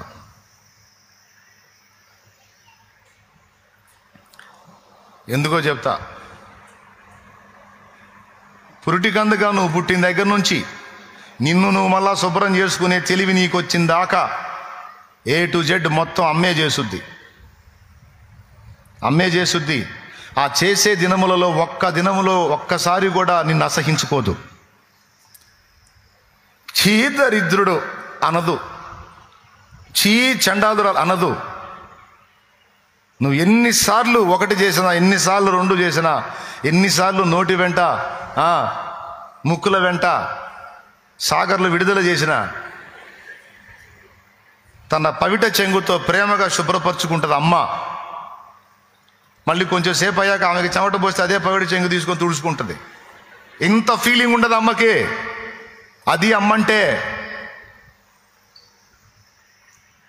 అమ్మంటే అది. కనీసం నిన్ను నువ్వు శుభ్రం చేసుకునే జ్ఞానం నీకు వచ్చిందాకా, నిన్ను నువ్వు శుద్ధి చేసుకునే జ్ఞానం నీకు వచ్చిందాకా అమ్మ నిన్ను గుండెల మీద మోసిద్ది, నీకు మొత్తం శుభ్రం చేసి.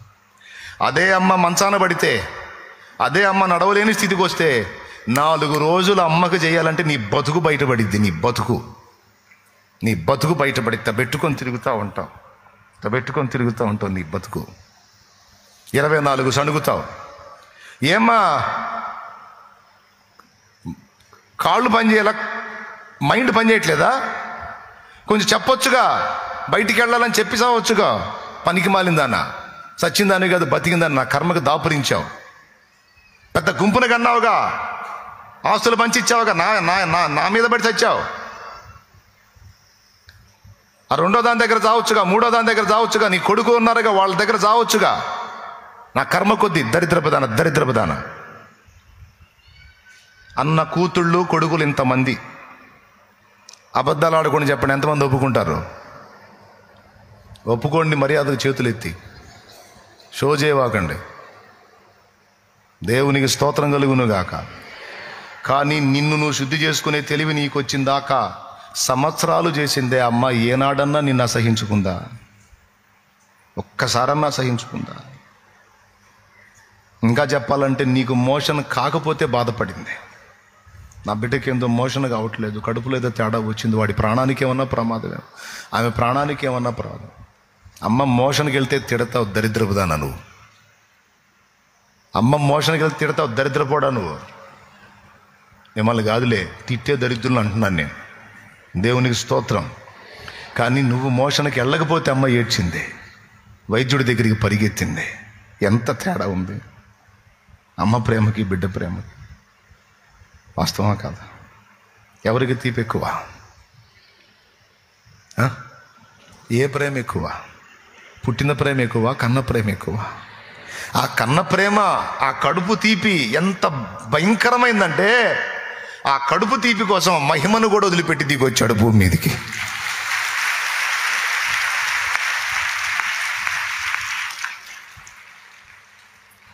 అన్ని కోతల కంటే కడుపు కోత బాధాకరం. వీర జవాన్ కన్ను మూశాడు. మురళీ నాయక్ అనే బిడ్డ కన్ను మూశాడు. 25 ఏళ్ల బిడ్డ యుద్ధానికి వెళ్ళాడు. యుద్ధంలో చంపటం చావటం సహజం. ఆ చిన్నోడు కన్ను మూశాడు. తను కోరాడట, నేను చనిపోయినప్పుడు నా మీద ఇండియా జెండా కప్పాలి, నా మీద ఇండియా జెండా కప్పాలి నా మీద అని. నా దేశాన్ని ప్రేమిస్తున్నా, నా దేశం కోసం చచ్చిపోతాను నేను. ప్రపంచమంతా మెచ్చుకుంటుంది, కానీ అమ్మ మాత్రం గుండెలు బాదుకొని ఎగిరిపడి ఏడుస్తుంది. అమ్మో నా కొడుకు, నా బిడ్డ, నా బిడ్డ. కడుపు తీపి, కడుపు కోత. అది చూసి నేను కూడా ఏడ్చా. ఎందుకంటే కడుపు తీపి. ఇక దానికి ఎన్ని చెప్పినా ఆ కడుపు తీపికి మనం ఆన్సర్ చేయలేము, ఓదార్చలేము. అదొక భయంకరమైన వేదన. అది కడుపు కోత, కడుపు తీపి. ఆ కడుపు తీపిని బట్టి, ఆ మాతృవాత్సల్యాన్ని బట్టి, ఆ తల్లి మమతను బట్టి మహిమను వదిలిపెట్టి ఆ కెరూబులు, శరాపులు, దూతలు, మహాదూతల చేత స్తుతి స్వీకరించేటువంటి ఆ మధురమైన అనుభవాలన్నీ విసర్జించి అమ్మో నా పిల్లలని పరిగెత్తుకొచ్చాడు భూమి మీదకి. నాయన నాయన నాయన నాయన కడుపు తీపి కోసం వచ్చాడు. ఈరోజు మారని వ్యక్తులు, నీ భర్త కావచ్చు, భార్య కావచ్చు, తల్లి కావచ్చు, తండ్రి కావచ్చు, నీకు తల్లిదండ్రులు అయితే అసలు సృష్టికర్తకు వారందరూ పిల్లలు పిల్లలు పిల్లలు. మరి నీకే ఎంత బాధ ఉంటే మార్పు చెందని వాళ్ళని చూసి ఆయన ఎంత బాధపడతాడో ఒక్కసారి ఊహించు. ఆయన ఎంత క్షోభిస్తాడో ఒక్కసారి ఊహించు. అవునా? మన ప్రేమ ఎక్కువ, దేవుని ప్రేమ ఎక్కువ? మన రెస్పాన్సిబిలిటీ ఎక్కువ, దేవుని రెస్పాన్సిబిలిటీ ఎక్కువ? ఆయనదే.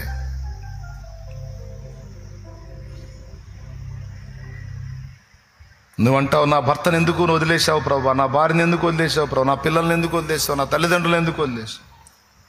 ఆయన నీకు తాత్కాలిక బంధం, కానీ అక్షయానుబంధం ఆయనది. ఆ చేతులే నిర్మించిన వాళ్ళందరినీ. మా పెద్ద బావ గారిని ఎదిరించాడని చెప్పాను. నా భర్తను ఎందుకు మార్చలేదని ఆమె ప్రశ్న. నా దేవుడి సమాధానం, పిచ్చిదాన, నీకు భర్త కాకముందు నా కొడుకు వాడు, నా కుమారుడు వాడు, నా చేతులతో వాడిని నిర్మించాను. నేను వాడిని కావాలని కఠినపరుస్తానా, నాశనం చేస్తానా? వాడు మార్పు చెందడానికి, వాడు నా వైపు త్రిప్పబడటానికి కావాల్సిన రీతులు, అన్ని రీతుల నువ్వు అడిగినా అడగకపోయినా నా వంతు ప్రయత్నం నేను చేశాను. కానీ వాని హృదయాన్ని వాడు కఠినపరుచుకున్నాడు. నేనేం చేయమంటావు? నీకంటే ఎక్కువ బాధ నేను అనుభవిస్తున్నాను అంటాడు. ఆ గతి వానికి పట్టకూడదనే కదా నేను శిలువ మీదకి వచ్చి ప్రాణం పెట్టాను.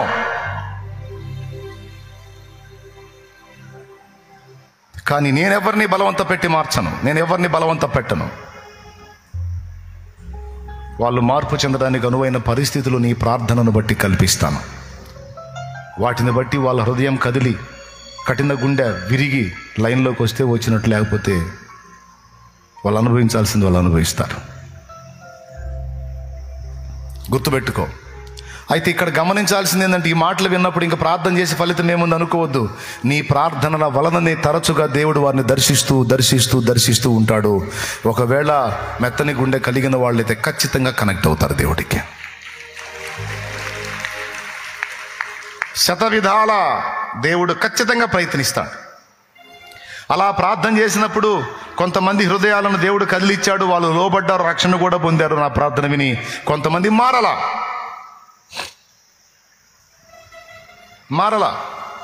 గుర్తుపెట్టుకో, కొంతమంది నువ్వు రక్షణలో నడిపించిన వాళ్ళు మళ్ళా బలహీనపడి నీకు కనపడతారు.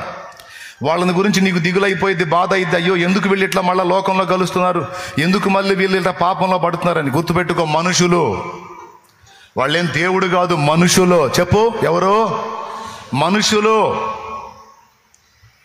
మనుషులు పరిపూర్ణులు కాదు, అసంపూర్ణులు. నిలబడదాం అనుకుంటారు, కొన్నిసార్లు శోధింపబడి బలహీన పడిపోతారు. అయితే పడ్డ ప్రతి వారిని చూసి నువ్వు కృంగిపోయావు అంటే చివరికి నువ్వు పోతావు. నీ చేతనైతే ఒక ప్రార్థన చేసి, దేవా జారి పడ్డట్టున్నాడు లేవనెత్తు, జారి పడ్డట్టుంది లేవనెత్తమని అప్పచెప్పటమే నీ పని. ఆయనే చూసుకుంటాడు. ఆయన చేతికి అప్పగించుకున్న బిడ్డల్ని మంచానేసైనా మార్చుకుంటాడు. అర్థమైతే కొట్టు గట్టిగా. వీడు మామూలుగా మారట్లేదు, ఈమె మామూలుగా మారట్లేదు అంటే మంచం పాలు చేసైనా మార్చుకుంటాడు. ఒకప్పుడైతే చాలా అల్లాడిపోయాను నేను స్టార్టింగ్లో.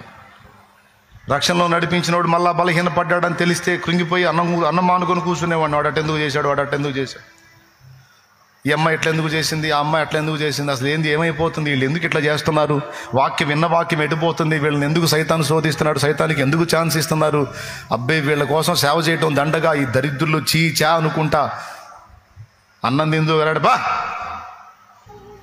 అన్నం అంటే అన్నం, నాకు అన్నం ఆకలి కావట్లే, నా కడుపు రగిలిపోతుందని తిండి మానుకొని గ్యాస్ తెచ్చుకున్నాం. దేవుడు చెప్పాడు, ఇదే కంటిన్యూ అయితే సత్తావురా నువ్వు అని. ఎందుకు ప్రభు అంటే, అంతేరా, మనుషులు పరిపూర్ణులు కాదు, బలహీనులు. వాళ్ళని బలపరిచే పని, పడినా లేపే పని, నడిపించే పని, కాచే పని ప్రధాన కాపరినైన నా పని.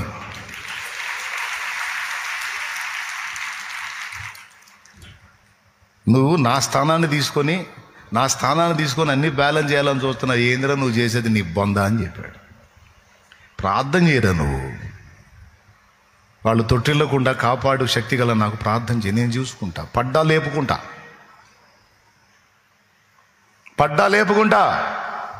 వాళ్ళు బలహీనపడ్డారు, వీళ్ళు బలహీనపడ్డారు, వీళ్ళు అని ఈ చూసి ఇది సణిగి నువ్వు బలహీనపడుతున్నావు, అది రానియొద్దు అని దేవుడు నాకు నేర్పాడు.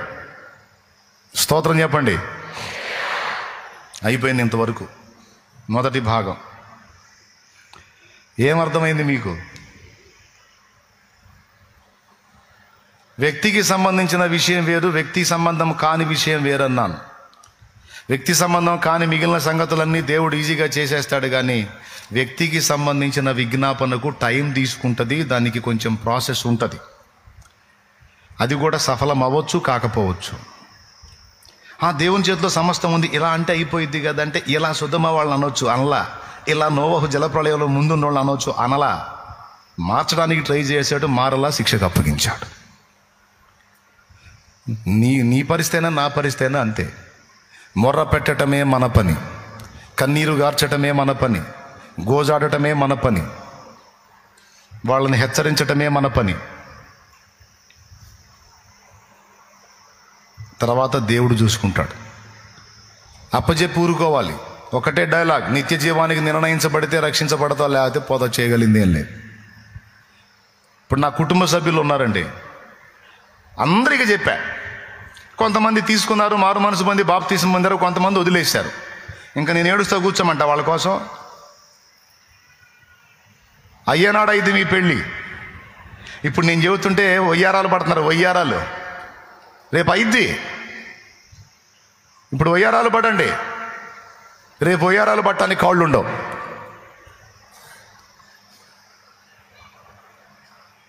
కాబట్టి పౌలు ప్రార్థన చేసిన, ఇంకా చెప్తా, యేసయ్య ప్రార్థన ఎంత గొప్పది, యేసయ్య ఎంత శక్తి గల దేవుడు. మరి అంత గొప్ప దేవుడు, అంత శక్తి గల దేవుడు యోధాను మార్చొచ్చుగా, ఇస్కరియోతు యోధాను మార్చొచ్చుగా. ఆయన శిష్యుడేగా, ఎందుకని మార్చలా? మార్చడు.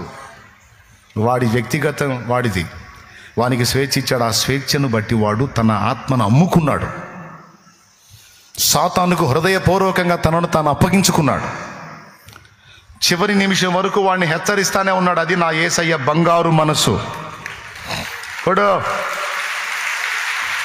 చివరి నిమిషం వరకు ఇస్కరియోతు యోధాను హెచ్చరిస్తానే ఉన్నాడు. రేయ్, నువ్వేం చేస్తున్నావో నాకు తెలుసు, నువ్వేం ఆలోచిస్తున్నావో నాకు తెలుసు అని చెప్పగానే చెప్తున్నాడు, ఇదిగో నేను మీ పండుగ గురిని ఏర్పరచుకోలేదా, మీలో ఒకడు సాతాను అన్నప్పుడు వీడికి అతుక్కుమనాలి. ఇదిగో మీలో ఉన్నవాడు ఒకడు నన్ను అప్పగిస్తాడని ప్రభు అన్నప్పుడు వీడికి అతుక్కుమనాలి. ఎందుకంటే ప్రతిసారి వాడిని టచ్ చేస్తూ ఉన్నాడు యేసయ్య, అయినా సరే వాడు ఒప్పుకోలా. ఆఖరికి భోజన పంక్తిని కూర్చున్నప్పుడు కూడా మీలో ఒకడు నన్ను అప్పగిస్తాడు ఈ వేళ అని అన్నప్పుడు, ఎవరికి వారు నేనని గింజుకులాడారు. ప్రశాంతవదనుడు యేసుక్రీస్తును యూదా చూశాడు. నేనా ప్రభు నేనేనా అని గురువును అడిగినాడు. నిర్వికారుడు నిర్మల హృదయుడు ఇస్కరియోతును చూశాడు. నీకే తెలియును యూదా నాకిక జరుగబోవు మర్యాద. తా చేసిన మోసం ఖరాఖండిగా ప్రభువు ఎరిగినాడు. అవమాన భారము మోయకవాడు వెళ్ళిపోయినాడు. దేవునికి స్తోత్రం.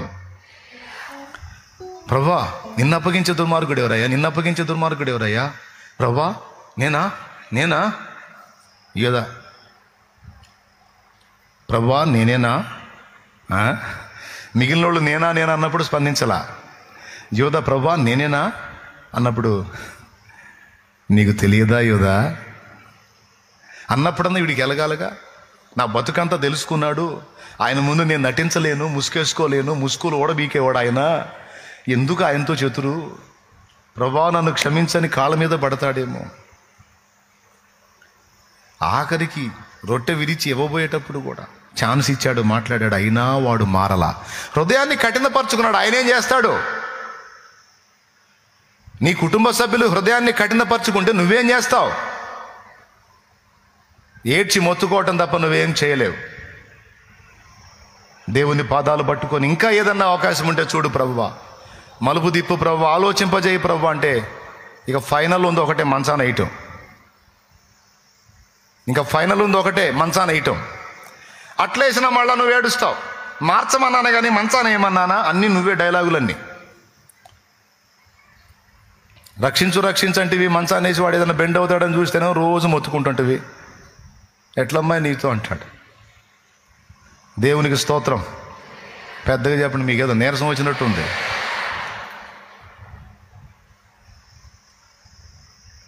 చివరికి ఆ మొక్క పుచ్చుకున్నప్పుడు సాతాను వానిలో ప్రవేశించాడని ఉంది.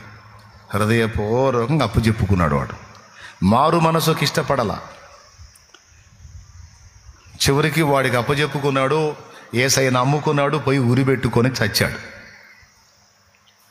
ఎందుకని మార్చలా యేసయ్య? అక్కడే తెలిసిపోతుంది విషయం ఏంటంటే, ఎవరి స్వేచ్ఛను కూడా ప్రభువు అడ్డగించడు. దర్శిస్తాడు, మాట్లాడతాడు, ఛాన్సులు ఇస్తాడు, చివరి శ్వాస విడిచేంత వరకు కూడా అవకాశాలు ఇస్తాడు. ఇక మారకపోతే నువ్వు చేయగలిగిందేం లేదు, నేను చేయగలిగిందేం లేదు. మన వాళ్ళు ఊపిరున్నంత వరకు, బతికున్నంత వరకు వాళ్ళ మార్పు కోసం ప్రార్థన చేయటమే మన పని. పౌల్లాగా విజ్ఞాపన చేయటమే. నిత్య జీవానికి నిర్ణయింపబడిన వాళ్ళు, మెత్తని హృదయం కలిగిన వాళ్ళు, దీన మనసు కలిగిన వాళ్ళు, తెలిసి తెలియక హృదయాన్ని కఠినపరుచుకుని ఉంటే వాళ్ళు మార్పు చెందుతారు, లైన్లోకి వస్తారు. తెలిసి ఫరోగాళ్ళలాగా హృదయాన్ని కఠినపరుచుకున్న దౌర్భాగ్యులు పోతారు, చేయగలిగింది ఏం లేదు. కాబట్టి ఇందు మూలంగా మీ 50 మందికి తెలియజేయటం ఏమనగా, మీకున్న ధర్మ సందేహానికి సమాధానం ఇచ్చానని అనుకుంటున్నా. దేవునికి స్తోత్రం. ఇకపోతే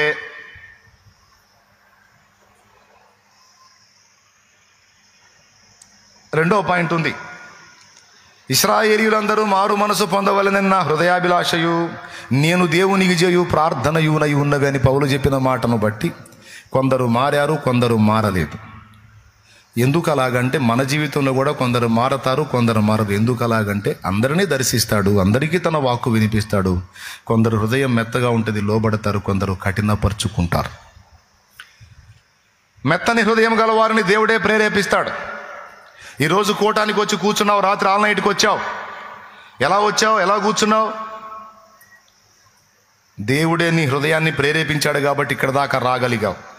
దేవుడు నీ హృదయాన్ని ప్రేరణ చేయకపోతే, బలపరచకపోతే రాలేవు నువ్వు. వెళ్ళు, ఆల్ నైట్కి వెళ్ళు, ఈరోజు నా సన్నిధికి రా, మిగిలిన పనులన్నీ పక్కన పెట్టు, నువ్వు నాతో గడుపు రా అని పట్టుకొచ్చాడు, ప్రేరేపించాడు. నీ హృదయం మెత్తనిది, లోబడింది, వచ్చి కూర్చున్నావు ఇక్కడ. అదే నేను వెళ్ళను అని కఠినపరుచుకుంటే తాడుగా తీర్చుకొస్తాడా? పొరపాటును కూడా చేయడు, ప్రేరేపిస్తాడు. ప్రార్థన చేయమని ప్రేరేపిస్తాడు, వాక్యం చదవమని ప్రేరేపిస్తాడు, పరిశుద్ధతను కాచుకోమని ప్రేరేపిస్తాడు, నోరు కంట్రోల్ చేసుకోమని ప్రేరేపిస్తాడు, నీతి ప్రవర్తనను కాపాడుకోమని ప్రేరేపిస్తాడు, దుర్లాభాలను అపేక్షించొద్దని ప్రేరేపిస్తాడు, దుర్లాభాన్ని విసర్జించు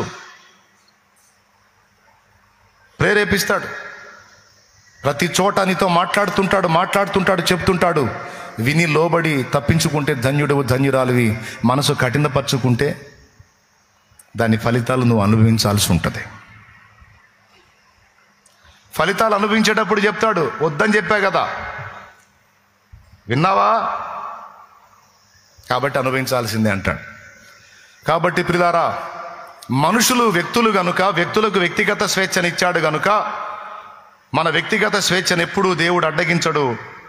ప్రేమను బట్టి మనల్ని హెచ్చరిస్తాడు, వ్యక్తుల చేత హెచ్చరింపజేస్తాడు. కొన్ని ప్రతికూల పరిస్థితులు కల్పించి మనం ఆలోచించేటట్టు చేస్తాడు. అయినా విధేయత చూపకపోతే అప్పగిస్తాడు. ఆ మాట కూడా బైబిల్లో ఉంది. రోమాపత్రిక, అదే రోమాపత్రిక మొదటి పేజీ తీయండి. రోమాపత్రిక మొదటి అధ్యాయము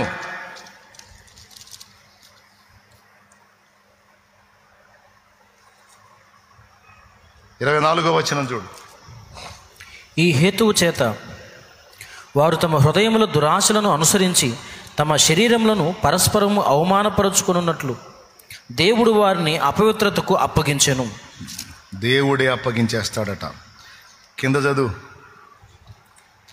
అట్టివారు దేవుని సత్యమును అసత్యమునకు మార్చి సృష్టికర్తకు ప్రతిగా సృష్టమును పూజించి సేవించిరి.